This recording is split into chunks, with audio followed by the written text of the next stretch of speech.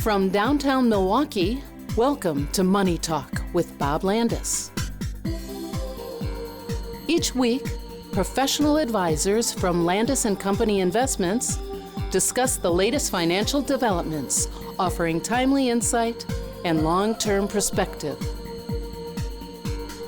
This is Money Talk for the last weekend of 2024. Let's check the calendar. The Bucks are in Chicago tomorrow night, the 28th, and in Indianapolis on New Year's Eve. The Packers have an all-important divisional game at Minnesota and the Vikings on Sunday. And finally, if you're so inclined, there are a huge bunch of New Year's Eve parties, none of which I'll be attending. I'll be at home on my chair. Okay, here we go. An Air Portugal flight from Lisbon was carrying a full load of passengers, as well as 400 hamsters, ferrets, and birds. The flight was on schedule until the hamsters and ferrets busted out of their cages and grounded the airplane for 4 days. That's how long it took to round up those critters. I bet it was the ferrets that started it all. It would be just like them. The hybrid work schedule is in danger of going away at some companies, no matter how many people like it. Amazon has ordered all of the employees back to the office. Just one problem. During the pandemic, they closed and sold offices and buildings, and now they have no place to return to. Sounds like someone didn't think this one through. Or maybe they think they can get an office and a building delivered the next day. Guinness Book of World Records has continually updated silly world records. Here are just a few of the latest examples. An Oregon man paddles a pumpkin on a river for 45 and a half miles. Why? The fastest 10 meters on a skateboard by a cat, 12 and a half seconds. Most grains of rice eaten in 1 minute using only chopsticks, 37. Most items identified and named by a parrot in 3.5 minutes. And the largest building shaped like a chicken. It's a 15-room hotel in the Philippines. How many could there be? On the podcast today, we have Art Rothschild, Adam Bailey, Joel Drissing, and wrapping up the year and looking ahead, here's Kyle Tedding. Well, thanks, Max. Most importantly, trying to figure out which of those records we might be able to break. And I'm thinking maybe a 16-room hotel that looks like a chicken. A good year overall, recording a little bit ahead of year end, and so can't give you final numbers, but with a couple of days still to go, still plenty of positive gains across the markets, and I think plenty to be thankful for as we kind of settle into now expectations for 2025. Always the right time of year for us to be thinking about what has happened, always the right time of year for us to be thinking about where we're headed, and would encourage everybody to tune in to our regular podcast to kind of stay abreast of what's going on week to week. Would encourage everybody to subscribe to our newsletter, which is going to give you far more regular updates on kind of in-depth thoughts and sharing some of those thoughts. Adam Bailey writing an article for this next newsletter talking about kind of a look at the year ahead. And I think a great way to kind of structure our podcast today is, let's talk a little bit about where we came from. Numbers are numbers, and that's great. But far more important maybe to talk about what's coming. And Adam, having put together your thoughts, would love to know kind of what's on your list of highlights here for the year to come. Well, first, I got to highlight that of the two of us, you get the easier of the two jobs. Kyle gets to write about what has happened for 2024, and I get to write about what will happen and predict the future and then put it in writing, of all things. So he has hindsight, which is 20/20 vision. You have a crystal ball. And to be fair, I'm the one that gets to make the assignments, so of course I'm going to take the easier one. So I just wanted to put that one out there. But as we're kind of concluding 2024 and looking ahead to 2025, 24 largely came in line with expectations that we had. And as we look ahead to 25, I think a lot of it's more of the same. In my article, which will be on the website not too long from when this is posted, I was talking about I like to use acronyms to help me remember a lot of information. And I used an acronym, actually more of a number because there are no letters, to help guide expectations for next year. And what we expect for next year is 2025, 2% real GDP growth, a near 0% chance of recession in the next 12 months. Inflation going to somewhere around 2% and perhaps even 5% unemployment. That paints a picture of a steady yet stable economy. And you take a look at just the big macro environment. Consumers remain in decent shape after 2 consecutive years of raises rising faster than inflation. Consumer balance sheets are a healthy and stable place. If we were to get a recession, it would have to come from a collapse in the consumers, and consumers still remain on pretty healthy footing, especially as robust as the job market has been. You take a look at the broader cyclical sectors of the economy. Residential investment, business investment, light vehicle sales, business inventories. These are the pillars of our economy, the cyclical sectors. And 4 out of 4, they're either just above or just below their long-term averages. They're not strained. They're not stretched. And, said differently, it's hard to get hurt falling out of a first-floor window. And you put these two things together, you have a steady and stable economy. You have a healthy consumer. And for those two things together, it's pointing to a decent outlook for 2025. But you also pair that with has been a robust stock market the past 2 years. My goodness, stocks have come a long way in a short period of time, certainly technology stocks. And there are areas of the market which looking a little expensive these days. And what that means in our world where, an area of the market's expensive, it could also be vulnerable to volatility and a decline. So just to remember, expectations for next year, you got to temper them. Maybe something more modest than the sprinters-like pace we've seen in the stock market. And expect volatility to continue. I think probably a good point in time to say yours is already written. Mine's still in the works as we record this. So wouldn't be so certain that my job was the easier one just yet. But I think you've done a great job of kind of encapsulating where we are and I think where it takes us, with that big caveat that there's just a lot of uncertainty. But Joel, one of the things that helps when you approach kind of the turning of a year, when you approach kind of new administration, new potential policies on the horizon, is to have a good feel for, what's some of the data telling us today. I'm a big kind of proponent of picking some numbers and sticking to them, and constantly going back to those same numbers to see how things have shifted. It's really easy to, maybe change the target you're aiming for to make it look like either you're smarter than you are. Yeah, I forecast that was going to happen. Well, yeah, but that's not really what we were talking about. Or, maybe just to paint a little bit different picture than what we otherwise might be talking about. And so I know you put together a couple of numbers, I think, that maybe tell us where we are as we kind of enter the new year. And Kyle, one of the things that I've learned most through my 15 years now here, I came to this from a career in daily journalism, and I learned the importance of taking a longer look at things and how important that is. And so I started to put together just sort of a little list of a few indicators. Where are we now and where were we a year ago? And then I started thinking, well, why a year ago?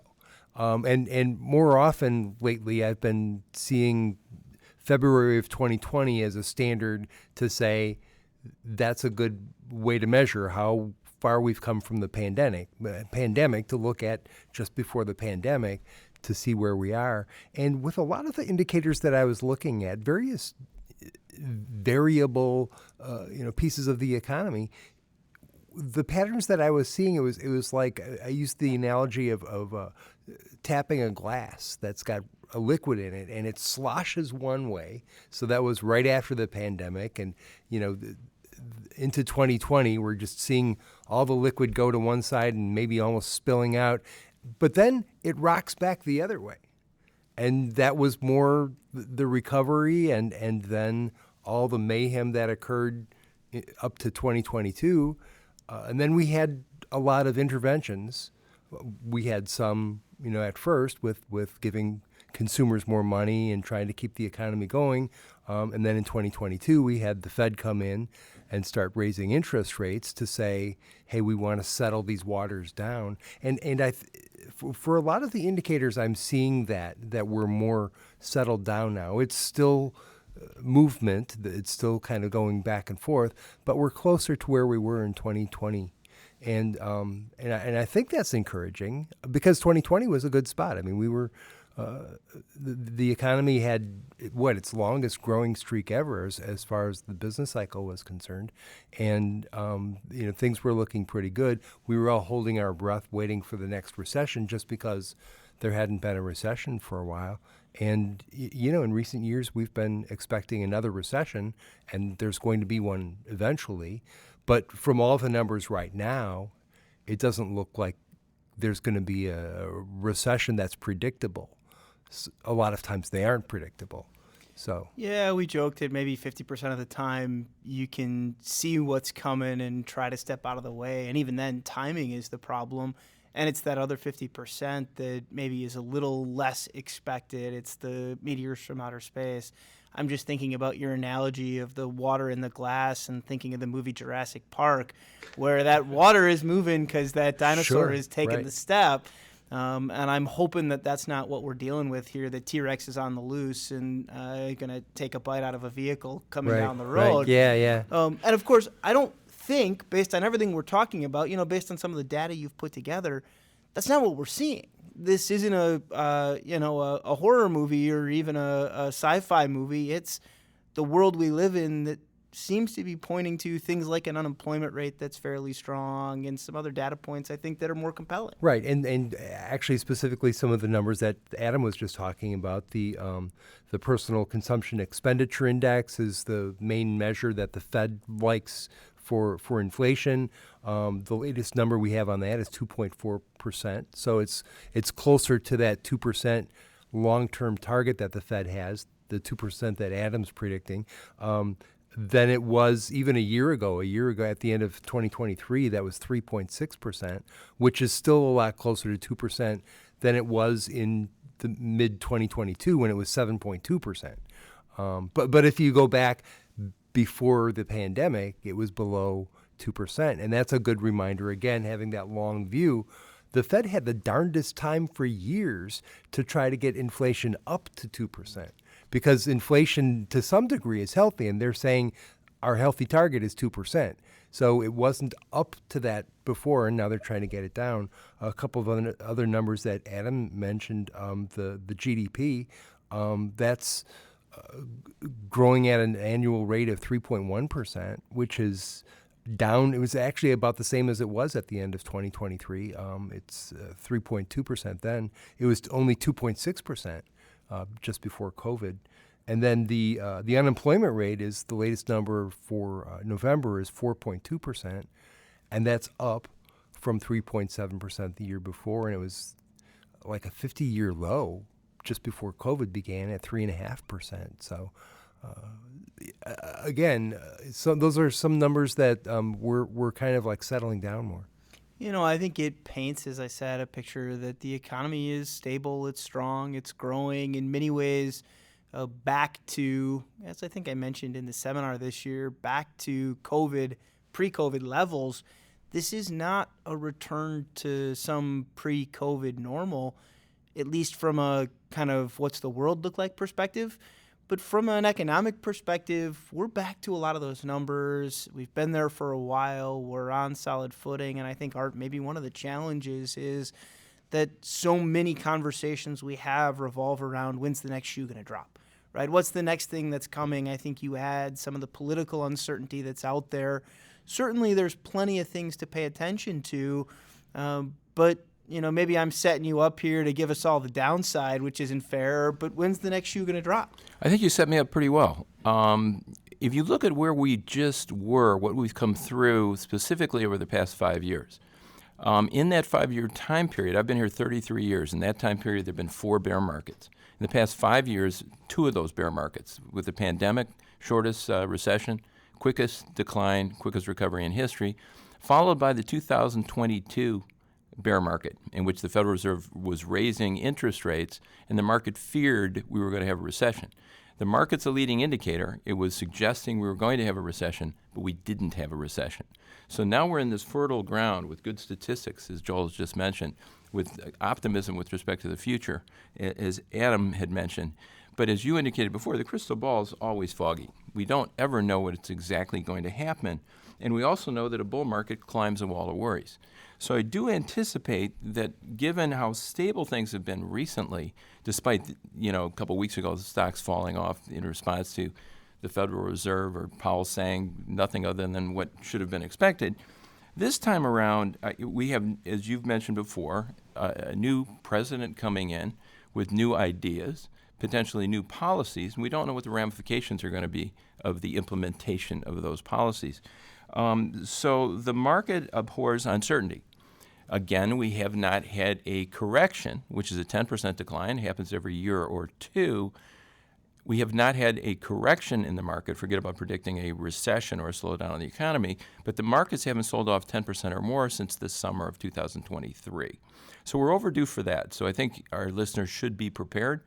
And what we do to prepare for the unexpected, because we never know, is we balance portfolios. We have cash for safety and stability. We have bonds for long-term stability and interest.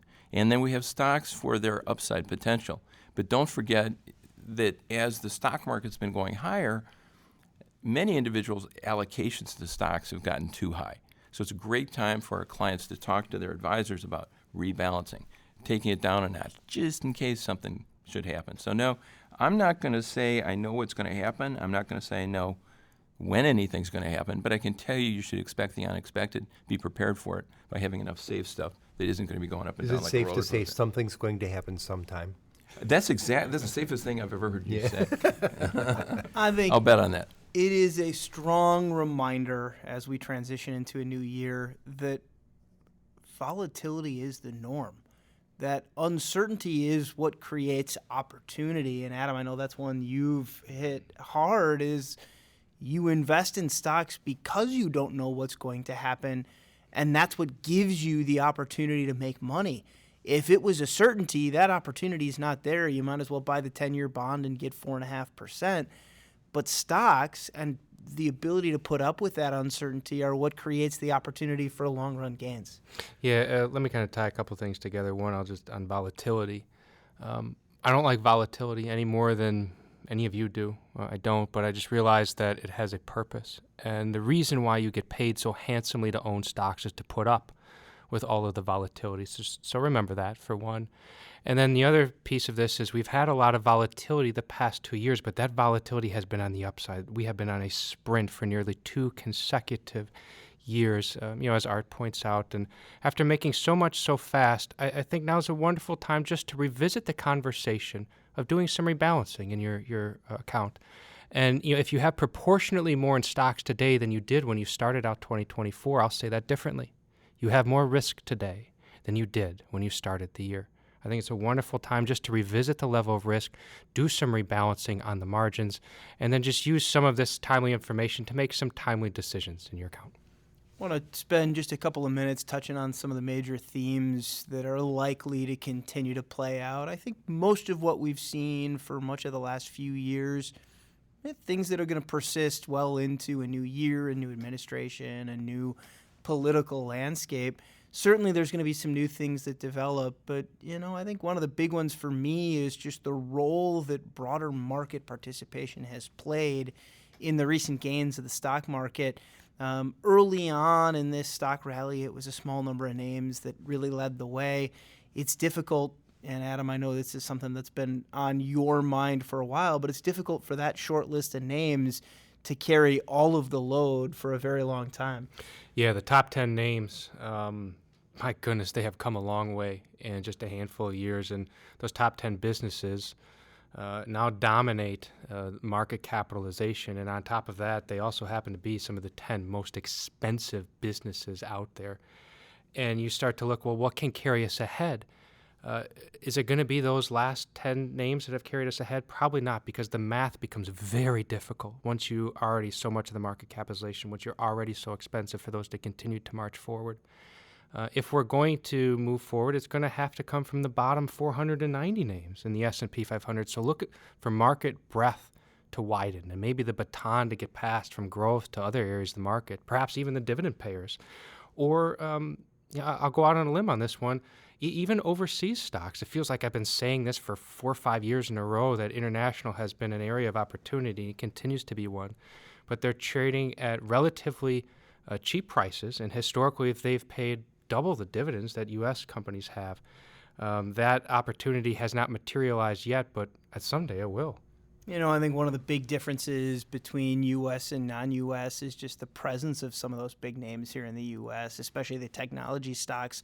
You don't broadly have that exposure in overseas indexes. And so one of the reasons why we look more expensive is because we have some of those names that you should be willing to pay a little more for. And I think, Art, maybe a lot of that has to do with some of this conversation around artificial intelligence, automation. We were talking before the show about the role that a business like Microsoft plays. Yeah, it's in that list of maybe the top 10.